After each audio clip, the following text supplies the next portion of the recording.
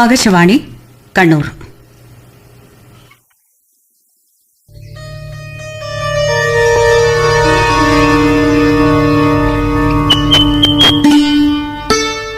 സുഭാഷിതം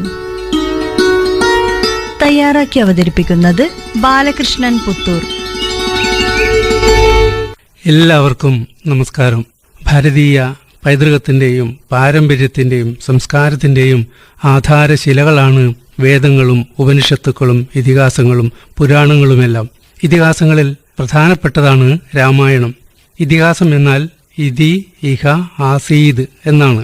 ഇതി ഇപ്രകാരം, ഇഹ ഇവിടെ, ആസീത് ഉണ്ടായിരുന്നു, ഇപ്രകാരം ഇവിടെ ഉണ്ടായിരുന്നു എന്നതാണ് ഇതിഹാസവാക്കിന്റെ അർത്ഥം.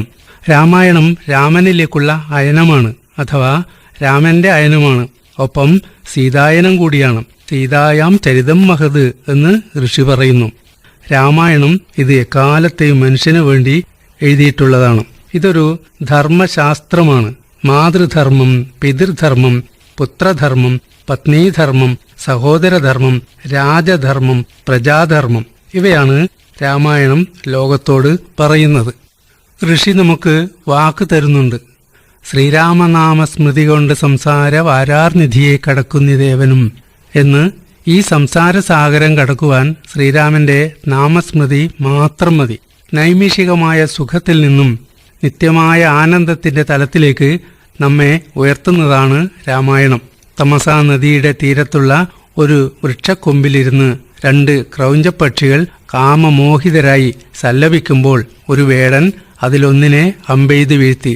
ഇത് കാണുവാനിടയായ വാൽമീകി മഹർഷിയിൽ വലിയ ക്രോധമുണ്ടാക്കി, ഒപ്പം വലിയ ശോകവും. ഈ ക്രോധവും ശോകവും എല്ലാം കൂടി 4 വരി കവിതയായി പുറത്തേക്ക് വന്നു.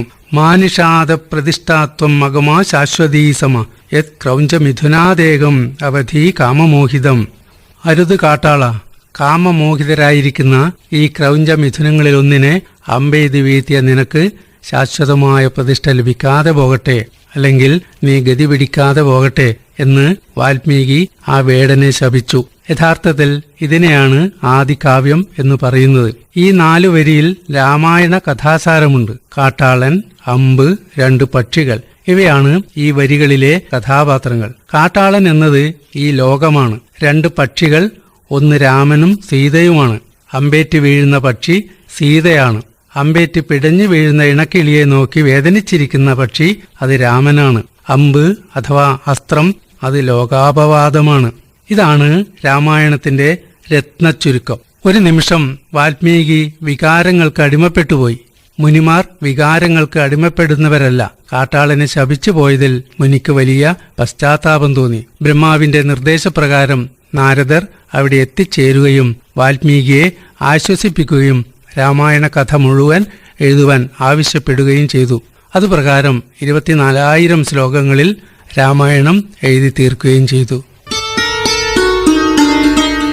ഇന്നത്തെ സുഭാഷിതം തയ്യാറാക്കി അവതരിപ്പിച്ചത് ബാലകൃഷ്ണൻ പുത്തൂർ.